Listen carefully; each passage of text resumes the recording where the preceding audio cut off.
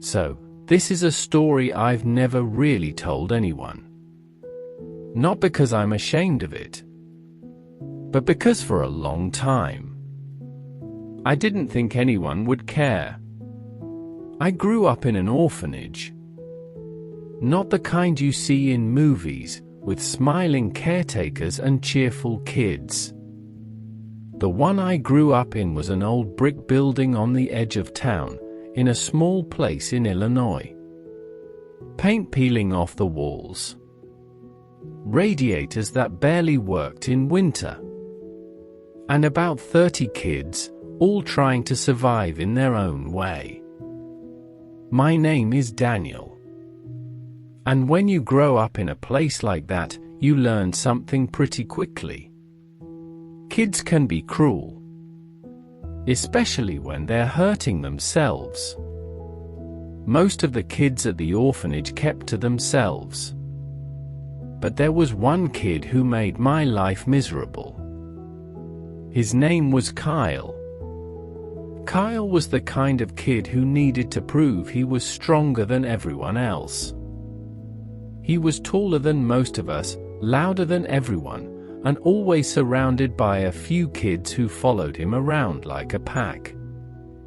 I was the easy target. Quiet kid. Skinny. Always reading books. And the fact that I didn't fight back made it worse. One afternoon during recess, Kyle walked over while I was sitting on the steps reading. He kicked the book out of my hands. It slid across the concrete. He laughed. "What are you doing, studying to be a loser?" The other kids laughed too. I didn't say anything. I just walked over, picked up the book, and sat somewhere else. That was usually how it went. Sometimes it was insults. Sometimes it was pushing. Sometimes he hid my things, or threw my backpack into the mud. And the caretakers? They tried, but there were too many kids, and not enough adults. One winter, something happened that I still remember clearly. It was freezing outside. Snow everywhere.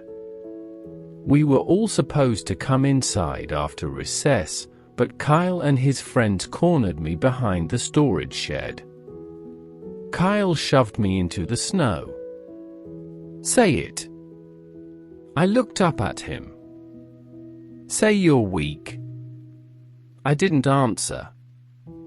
He shoved me again, harder. Snow went down the back of my jacket. The cold hit my skin instantly. "Say it." I stared at the ground, and quietly said, "I'm weak." Kyle smiled. He looked satisfied. Like he had won something.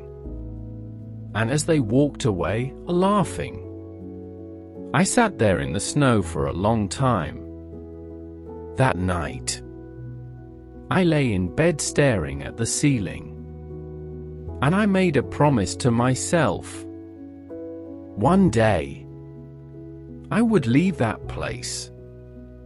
And when I did, I would build a life where nobody could treat me like that again. But what I didn't know at the time was that life had a strange way of coming full circle.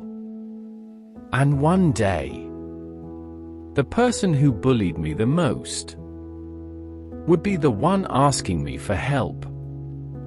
I left the orphanage when I turned 18. No family. No savings. Just a small backpack and a bus ticket to Chicago. Those first few years were, honestly, brutal. I worked wherever I could. Washing dishes. Stocking shelves in grocery stores.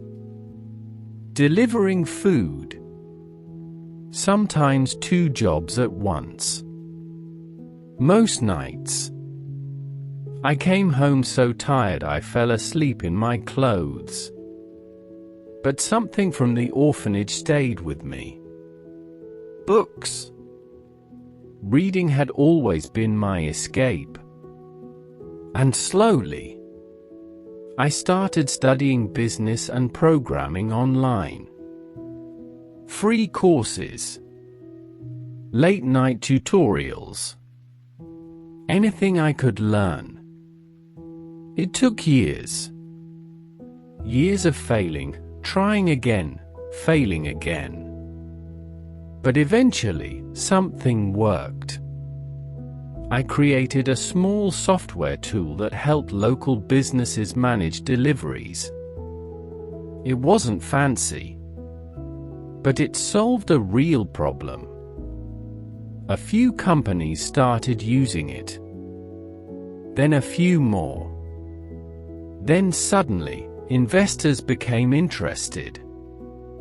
Within a few years, the company grew faster than I ever imagined. By the time I was 30, I owned a tech company with offices in 3 cities. It still felt surreal. The kid who grew up in an orphanage, now running a company. But life wasn't just about money. The thing I was most proud of was starting a scholarship program for kids leaving foster care. Because I knew exactly how hard that transition was. For the first time in my life, I felt like things had finally turned out okay.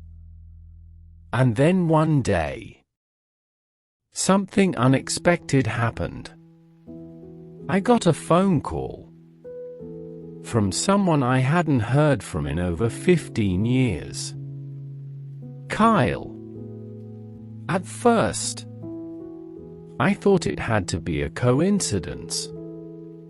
But when I heard his voice, I knew immediately. It was him.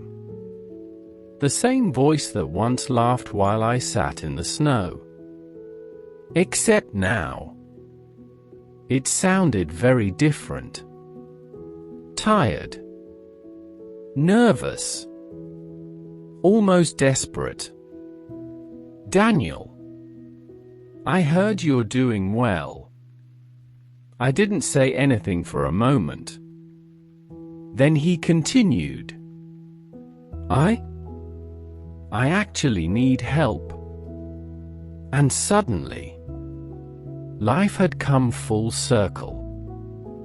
When Kyle asked to meet, I agreed. Not because I trusted him, but because I was curious. We met at a small coffee shop downtown.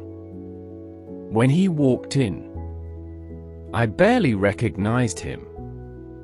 The confident kid from the orphanage was gone. He looked older than his age. Worried. Stressed. He sat down slowly. For a moment, neither of us spoke. Then he finally said, I guess you probably hate me. I shrugged. I haven't thought about you in years. That seemed to surprise him. Then he explained why he called. A business he had started had failed. Bad loans. Bad partners. Now he was drowning in debt. And someone had told him about my company. He looked down at the table. I was hoping maybe you could help me find a job. Hearing those words felt strange. Because years ago, I had stood in front of someone asking for the same thing. Except they laughed. And suddenly, I understood something important. This moment wasn't about revenge. It was about who I chose to be. I looked at Kyle for a long moment. Then I said something simple. "You really made my life miserable back then." He nodded slowly. "I know. I was a terrible kid." Silence hung in the air for a few seconds. Then he added quietly, "I've regretted it for years." I could see he meant it. And that's when I realized something. The real karma had already happened.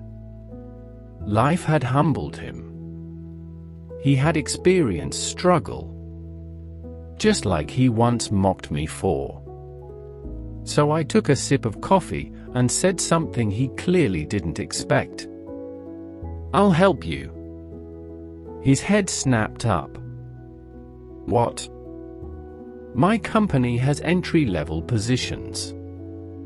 But understand something." I paused.